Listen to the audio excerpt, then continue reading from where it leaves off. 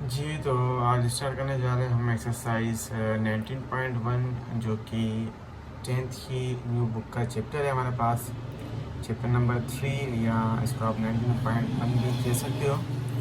तो मेटासिस चैप्टर है, इंट्रोडक्शन की जो इसकी वीडियो है वो मैं अपलोड कर चुका हूँ। तो आज एक्सरसाइज 9.1 के क्वेश्चन सोल्व करेंगे। क्वेश्चन नंबर 1 जो हमारे पास है वो है कि specify the type of each of the following. हमारे पास कुछ मेटासिस गिवन है, उन मेटासिस की हमें टाइप बतानी है कि ये मेटासिस की कौन सी टाइप है। तो सबसे पहले जो क्वेश्चन का जो पार्ट है हमारे पास पार्ट 1 है, उसमें है 2 - 1 3 0। तो हमें बताना है कि ये टाइप कौन सी। तो ये हमारे पास जो टाइप है मेटासिस की वो है स्क्वायर मैट्रिक्स। ठीक है, स्क्वायर मैट्रिक्स है ये हमारे पास। तो स्क्वायर मैट्रिक्स कैसे, कि स्क्वायर मैट्रिक्स की डेफिनेशन ये होती है हमारे पास कि जितनी रोज हमारे पास उतने ही कॉलम्स हमारे पास। Number of rows is equals to number of columns, तो वो आपका क्या बन जाता है, स्क्वायर मैट्रिक्स बन जाता है। अगर आप नोट करो तो यहाँ पर आपके पास रोज कितनी है, 2 हैं, 1 2। कॉलम कितने आपके पास, वो भी 2 हैं, 1 2। तो जितनी रो है आपके पास उतने ही कॉलम है, तो ये आपके पास क्या बन जाएगा, स्क्वायर मैट्रिक्स। उसके बाद जो है सेकंड इसका है, ये हमारे पास क्या है, रो मैट्रिक्स है। रो मैट्रिक्स क्यों है, क्योंकि इसके पास सिर्फ रो में नंबर से, कॉलम में नंबर नहीं है। ठीक है, तो सिर्फ रो में है, तो ये आपके पास क्या बन जाएगा, ये आपके पास बन जाएगा रो मैट्रिक्स।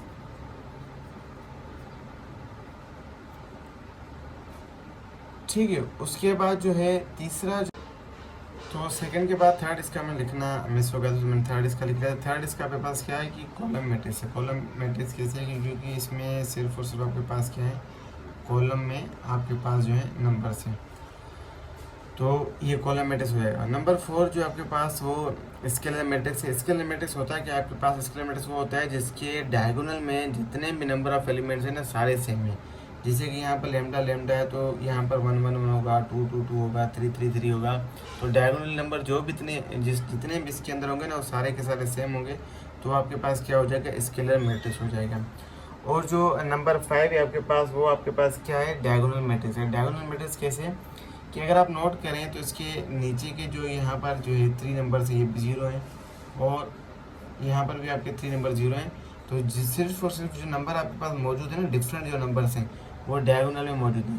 तो ए बी सी तीनों डिफरेंट नंबर हैं, तीनों डायगोनल में, तो ये आपके पास क्या हो जाएगा, डायगोनल मैट्रिक्स हो जाएगा।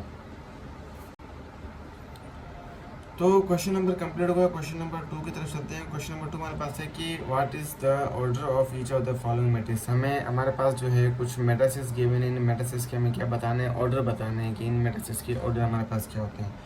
तो ऑर्डर हम कैसे मालूम करते हैं, कि सबसे पहले जो आपके पास आता है, रोज़ आते हैं, तो रोज़ को लिखते हैं। उसके बाद आपके पास कॉलम्स आते हैं, कॉलम को लिखते हैं, तो आपको ऑर्डर जो है मिल जाता है। तो कैसे, अगर आप एग्जाम्पल नंबर 1 में नोट करें तो आपके पास रोज़ कितनी है, 1 2 3। तो रोज़ आपके पास क्या आ गई, 3। अगर आप नोट करें तो कॉलम कितने आपके पास है, 1 2 3। तो कॉलम आपके पास कितने हैं, वो भी 3 है। रोज़ भी 3 हो गई, कॉलम्स भी 3 हो गए। तो इसका ऑर्डर क्या हो गया, ये हो गया 3/3 ऑर्डर हो गया ऐसा मैट्रिक्स किसका, 1 का। इसी तरह से सेकंड जो क्वेश्चन है उसका हम ऑर्डर निकालते हैं। तो सबसे पहले हम रोज देखेंगे, रोज में कितनी है हमारे पास, 1 2 3, भाई इसके अंदर 3 रो होगी। कॉलम देखेंगे 1 2 2 कॉलम हो गए, तो इसका ऑर्डर क्या हो जाएगा, 3/2। इसका ऑर्डर देखते हैं, रो कितनी है, 1 2, तो इसके अंदर रो 2 है। कॉलम कितने हैं, 1 2 3, 3 कॉलम है, तो इसका ऑर्डर हो जाएगा 2/3। पार्ट 4 का चेक करते हैं, ऑर्डर कितना है, रो कितनी है, 1 2 3, 3 रोज हैं। कॉलम कितना है, एक ही कॉलम है, तो 3/1। 5 में चेक करते हैं कि इसमें ऑर्डर कितना है, इसमें 1 रो है और 1 कॉलम है, तो इसका ऑर्डर क्या हो जाएगा, 1/1। तो इस तरह से जो है आप मैट्रिक्स का ऑर्डर मालूम कर सकते हैं। किसी भी मैट्रिक्स का ऑर्डर आप इस तरह से चेक कर सकते हैं। चलते हैं क्वेश्चन नंबर 3 की तरफ। तो क्वेश्चन नंबर 3 हमारे पास है, check whether the following matrices और सिमेट्रिक और स्क्यू सिमेट्रिक मैट्रिक्स। हमें बताना है कि ये जो मैट्रिसेस हैं ये सिमेट्रिक हैं या स्क्यू सिमेट्रिक हैं, लेकिन कैसे। तो सबसे पहले एक चीज़ आपको याद रखनी है कि हमारे पास पता कैसे चले कि मैट्रिक्स सिमेट्रिक है या स्क्यू सिमेट्रिक है। तो हमारे पास दो होते हैं कि अगर हमारे पास किसी भी ए मैट्रिक्स का हम ट्रांसपोज लें और वो वापसी बराबर हमारे पास ए आ जाए तो वो आपका क्या बन जाएगा, सिमेट्रिक मैट्रिक्स। ठीक है। और किसी भी मैट्रिक्स का हम ट्रांसपोज लें और हमारे पास वो नेगेटिव ए मतलब कि माइनस में मैट्रिक्स आ जाए, माइनस ए आ जाए, तो आपके पास बन जाता है स्क्यू सिमेट्रिक। ठीक है। इसी कंडीशन को रख के हम क्वेश्चन को चेक करेंगे, देखते हैं फिर हमारे पास क्या आता है, तो पता चल जाएगा ये सिमेट्रिक है, स्क्यू सिमेट्रिक है। सबसे पहले जो है हम इसको पार्ट 1 को सोल्व कर लेते हैं। इसी के साथ साथ जो है ना आपका जो है ट्रांसपोज का टॉपिक भी क्लियर हो जाएगा। तो ट्रांसपोज क्या होता है वो भी समझ लो, और सिमेट्रिक है नहीं है वो भी समझ लो। तो ट्रांसपोज में हम क्या करते हैं, रो को कॉलम में और कॉलम को रो में चेंज करते हैं। तो सबसे पहले ये रो इसको हम कॉलम में चेंज करते हैं 1 1 -1। फिर दूसरी रो इसको हम चेंज करेंगे कॉलम में 1 2 0। फिर तीसरी रो इसको हम चेंज करेंगे -1 0 और 5। अब देखें, अगर आप नोट करें कि जब मैंने इसका ट्रांसपोज लिया, मीन्स ये ए का जब मैंने ट्रांसपोज लिया और ये बराबर किसके आ गया, ए के, वापसी ए के आ गया, देखो सेम है, कोई भी फर्क नहीं है। 1 -1 सॉरी 1 1 -1 1 1 -1 1 2 0 1 2 0 -1 0 5 1 1 0 5, तो बिल्कुल सेम है। जब अगर बिल्कुल सेम आ जाए तो आपका जो आंसर है वो आ जाएगा सिमेट्रिक। ठीक है। एस तो आपका पार्ट 1 क्या हो गया, सिमेट्रिक हो गया। इसी तरह से जो इसका सेकंड क्वेश्चन है उसको सोल्व करते हैं।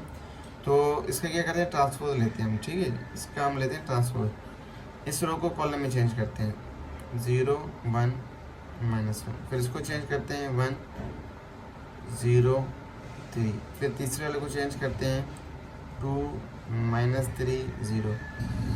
जब तीनों को आप चेंज करोगे तो क्या आपके पास सेम आ रहा है या चेंज आ रहा है, नहीं वैसे नहीं आ रहा। क्यों, क्योंकि यहाँ पर 0 1 -2 है, यहाँ पर क्या है 0 -1 2 है, मतलब फ़र्क है इसमें। देखो 0 1 -2, इसमें 0 -1 2 है, तो चेंज आ रहा है, तो ये आपके पास क्या हो जाएगा, स्क्यू सिमेट्रिक।